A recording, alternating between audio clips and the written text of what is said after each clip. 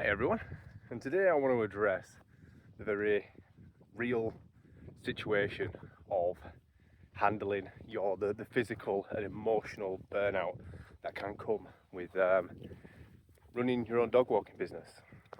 Some people will think that running the business, just walking around with these guys, is great. There's no stress. It's super easy, and in some respects it can be, but it does come like all businesses do, can come with some challenges to overcome, and it does have a physical burden, it does have an emotional burden, and it can create a burnout. So today I want to address those feelings and why they happen, in relation to running your own dog walking business. So let's go over like a few of like the obvious ones. It's obviously got like an emotional and a physical toll. You've got long hours, physical exertion, walking for many miles, constant caregiving because the animals are in our care. And then you've got managing like different dog. Trying to have a serious video here.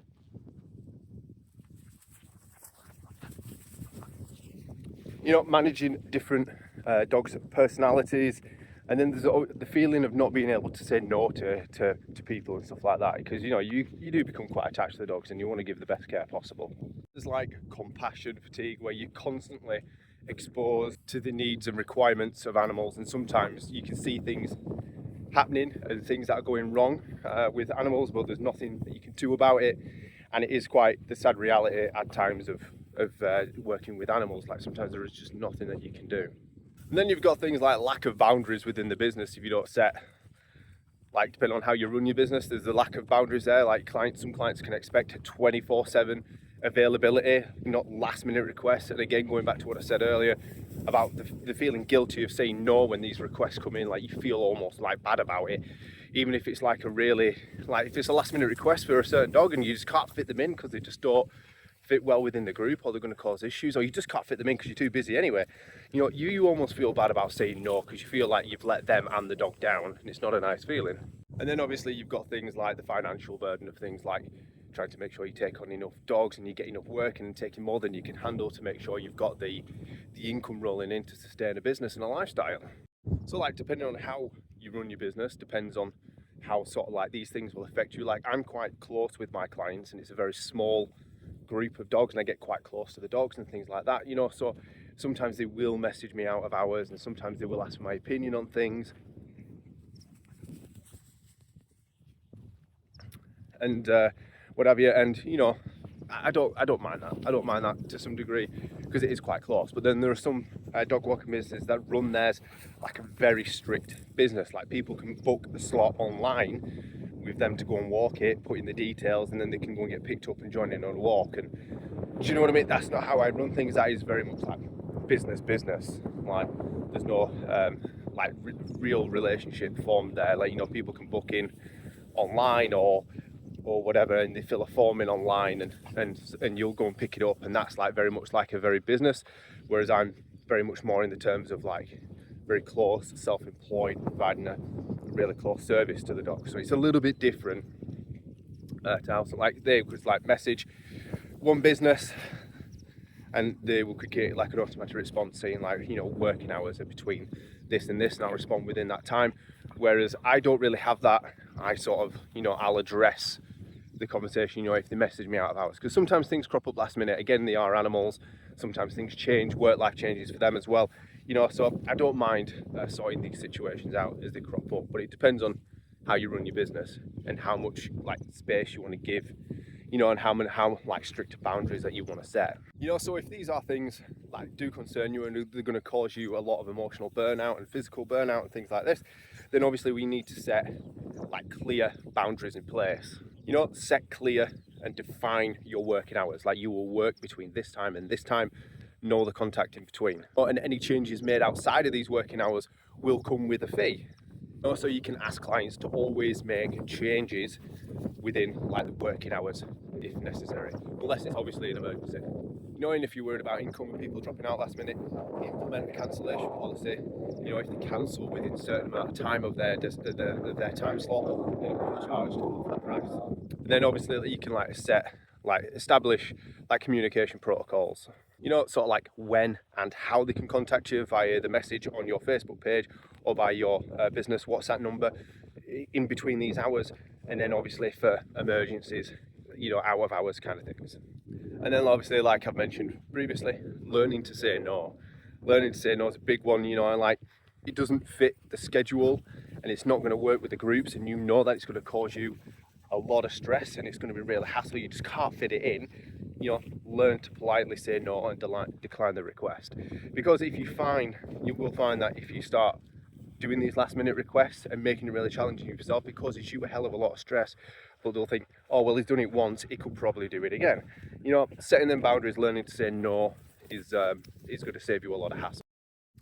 And then you should always prioritize time off. Now, this is a very difficult one that I felt personally that I've run into, is that when you do this kind of job and you are caring for dogs, and sometimes you'll take these dogs out 5 days a week because the owner can't or they're struggling or whatever, and if you're not there, the dog's in the house. And when you do this job, you'll find that you become attached to the dogs and you get emotionally involved in the situation there, and you feel like you are at times their primary caregiver, which it shouldn't be that way at times, but sometimes that is the reality of it. And you honestly get to a point where you feel like you can't take time off, and it's a very difficult one because when you say like, right, I could really do with a couple of weeks off. Like, I like to go camping, I like to go away with the kids, we like to go travelling to Scotland and do what have you up there, and it crosses your mind like, what these dogs going to do for 2 weeks.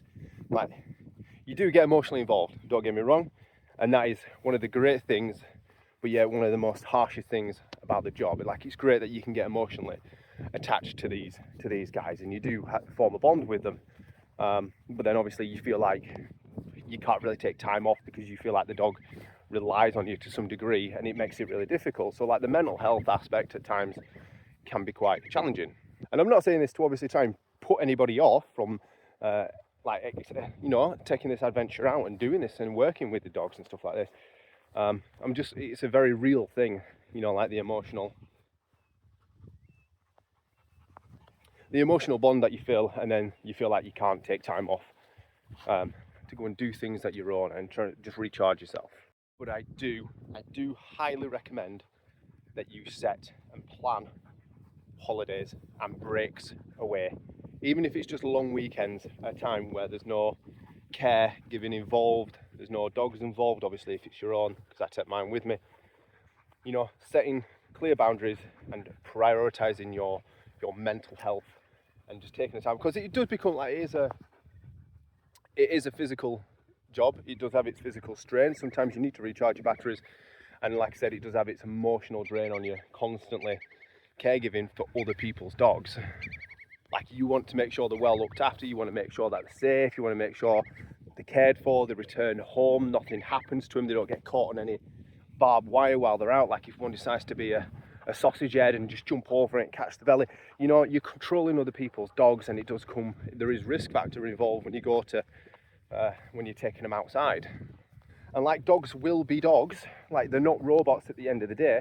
I've had times where I've taken out a really cool group of dogs, like a really calm group, and that are usually absolutely spot on. They're great on lead, recall's fine, and again, they're not dogs. They might just have an off day, they might not be feeling right, they might not want to go on a walk, like they can't tell you this, and occasionally they can just decide, no, I'm going back.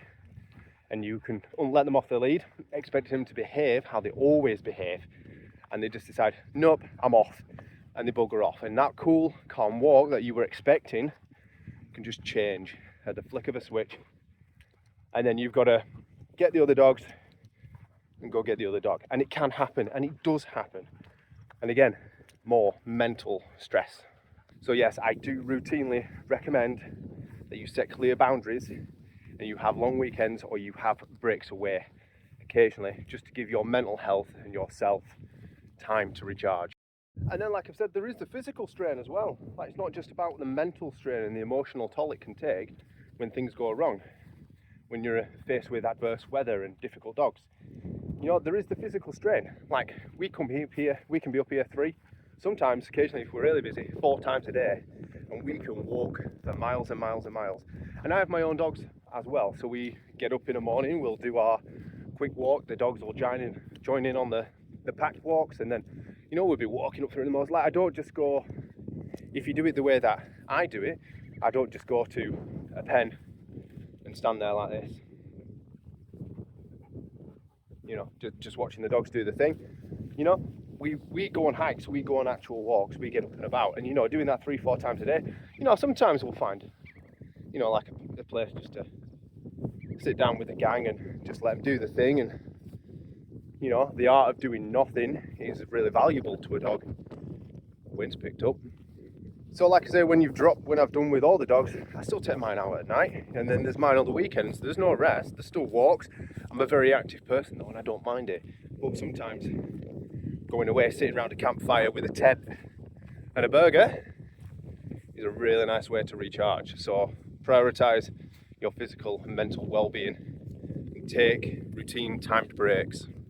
And then if you find that just doing the same service, like I just do group dog walks, if you can find that might be a little bit boring for you, or it might take its toll doing the same thing day in, day out, maybe looking to diversifying your services. So you're doing something a little bit different, start incorporating pet sitting, solo walks, branch out into training, or doing a product or service, like a product or selling something else, so you don't have to do as many dogs and try and make money elsewhere.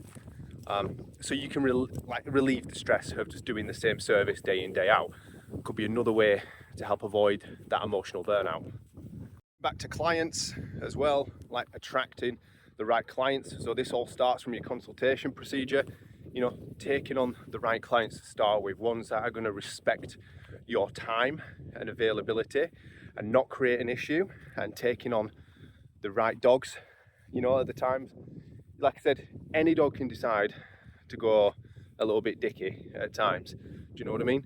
But doing your consultation procedure at the start and making sure that you've taken on the right dogs that are going to fit, like go in line with you and your business and your vibe, that's going to relieve a lot of stress. If you start taking on loads of random dogs that just don't fit well, you're going to have issues. Last thing I'd like to touch on is probably one of the trickier side of things, is the pricing structure. You've got to make sure that you set up your pricing structure right. Do not undercharge yourself, do not undersell your services, purely because when it gets to, if you end up underselling yourself, just trying to make sure that you can take on as many dogs as you can, you'll end up chasing yourself, because you will not be making enough money, you will not be making the amount that you need to make to have a sustainable business, create a lifestyle out of it. So you'll find that if you undercharge yourself, you'll have to take on more and more and more and more dogs to try and fill those slots, to try and make that ends meet, which means that you're going to end up taking potentially difficult dogs on and difficult clients. And then if you end up with difficult clients that decide that they don't want to pay the bill or very lax with it, you end up finding that you're doing so much work and not getting anywhere. People are withholding payments and things like this and blah blah blah. It becomes very difficult, and it adds a lot of mental stress and emotional stress to the job, because you're doing all this work, caregiving, looking after these guys, taking them on walks and not getting absolutely anywhere. And you'll find that if you charge too little, you'll end up having to take more and more dogs on. So you want to do your research, pick your pricing structure well, and try and take on the right clients. So that's one of the big ones, is trying to make sure that you take on enough, because if you end up undercharging yourself, like I say, you'll have to take on so many dogs just to try and fill up the schedule, and then you'll find eventually that you can't actually take any more on, and because you've charged so little, you actually can't fit any in. You've got too many dogs, you're still not making enough money. So do not undercharge yourself, do not undervalue the service that you're providing, because that big one there is, you find that if you're not making enough, it's going to add a lot of stress to your day, which you do not need. And this goes back to what I said previously, picking the right clients and the right dogs that are going to fit with you and in line with the business, just to try and alleviate that stress before it even happens. So yeah, the wind's picking up now, so we're going to end this, we'll end this video here. But yeah, there is definitely burnout in running your own business. There's definitely emotional and physical toll, obviously, that comes with running any business. But feeling the emotional side of things when it comes to caregiving for dogs constantly, you need to find a way to set boundaries and give yourself a break from all the stress in the dogs. And times like, it is a great job, like when you get a really nice pack and you can just chill out with them. It's one of the best things ever. It's great for your mental health. But if you start taking on difficult dogs, and it starts becoming challenging, you end up with difficult clients, it takes the love straight out of the business. So try not to make these mistakes, be selective. But yeah, I obviously don't want you guys to start a business and realise it's not for you. Yeah. But yeah, there is a real situation in any business where you feel the mental health side of things, the physical and emotional exhaustion, and it's something that needs to be avoided. And the way to do that is obviously setting clear boundaries, deciding how you want to run your business and the business structure, taking on the right dogs and clients, having a really good pricing structure, taking regular breaks just to recuperate from everything, diversifying your business model and your services that you offer are all good ways to do it. But yeah, it's definitely something to be aware of. So we'll call this one here, guys. I hope you found this helpful and can avoid these mistakes. And yeah, we'll catch you in the next one.